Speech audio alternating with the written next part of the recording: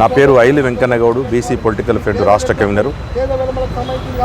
తెలంగాణ సాధించుకొని 12 సంవత్సరాలు పూర్తయిన సందర్భంగా అమరవీరుల సాక్షిగా ఈరోజు intellectual forum BC political front సంయుక్త ఆధ్వర్యంలో నివాళులర్పించి బీసీలకు జరుగుతున్నటువంటి అన్ని రంగాలు అన్యాయం పట్ల ముక్త కంఠంతో ప్లే కార్డుల ద్వారా ఒక్కొక్క పాయింట్ 14 కీలక అంశాలు, అందులో కొన్ని వందలు అన్యాయం జరిగేటువంటి అంశాలు ఉన్నాయి.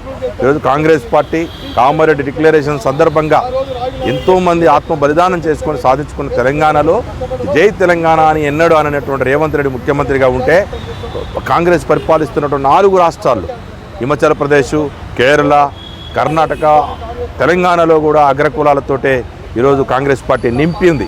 ఎందుకంటే కాంగ్రెస్ పార్టీ నైజమే అగ్రకులాలతో కూడుకున్నది. అందులో గొంగల్లో బొచ్చేరలేము, కాంగ్రెస్లో సామాజిక న్యాయం చూడలేము అన్నట్టుగానే ఉంది తప్ప అమరవీరుల సాక్షిగా వేడుకుంటా ఉన్నాం. ఏ పరిపాలన ఎవరికి చెప్పుకోవాలి మా బాధలు? ఎవరు చెప్పుకున్నా ఎవరు వినేటువంటి పరిస్థితి లేదు.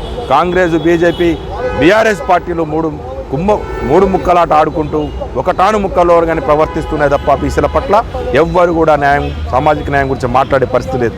అందుకోసమే అమరవీరుల సాక్షిగా వేడుకుందామని చెప్పేసి వాళ్ళకి ఎన్నో త్యాగాలు చేసి వందలాది మంది, వేలాది మంది ఆత్మబలిదానం చేసుకుని సాధించుకున్న తెలంగాణలో ఇది భౌగోళిక తెలంగాణ, అగ్రకులాల చేతుల్లోనే బందీ అయిపోయిన తెలంగాణ తప్ప సామాజిక తెలంగాణ కాదు. అందుకోసమే మేము అంటా ఉన్నాం, ఈరోజు గుండు పిన్ను నుంచి హెలికాప్టర్ తయారు చేసే దాంట్లో అన్ని రంగాల్లో అగ్రకులాలు దొరపడతా ఉన్నారు. కాంట్రాక్టర్లు, లిక్కర్లు, మైండ్, శాండ్, మొత్తం పొలిటికల్ అన్ని ప్రాంత అసెంబ్లీతో సహా నిండిపోయారు.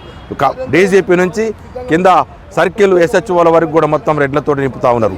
ఈరోజు కార్పొరేషన్ చైర్మన్లు ఏదో కులాల వారికి కార్పొరేషన్ల చైర్మన్ తీసుకుపోతే అవి తుమ్ముతే ఊడిపోయేటువంటి ముక్కు లాంటి కార్పొరేషన్లు నిధులు లేవు, నియామకాలు, బుగ్గకారు లేదు, ఉట్టే పేరుకే పెట్టారు.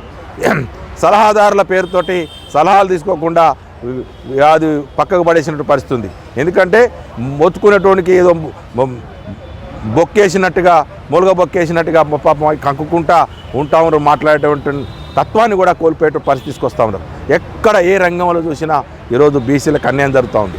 ఈ అన్యాయాన్ని ఎదిరించడం కోసం ఎవ్వడు చెప్పుకునే పరిస్థితి లేదు. అమరవీరుల సాక్షిగా చెప్పుకుంటా ఉన్నాం. ఆత్మ బలిదానాలు చేసి మొత్తం దళిత బహుజనులే 90% మంది మరణిస్తే ఇక్కడ న్యాయం తగ్గే పరిస్థితి లేదు. కాబట్టి సామాజిక న్యాయం పేరుతోటి, రాష్ట్రం పేరుతోటి మొత్తం కూడా కూని చేస్తున్నటువంటి ఈ కాంగ్రెస్ పార్టీని కుక్కడి వేలతో పెగిలించి 2028-29 విజన్ ప్రకారం ఒక ప్లాన్ తీసుకున్నాం.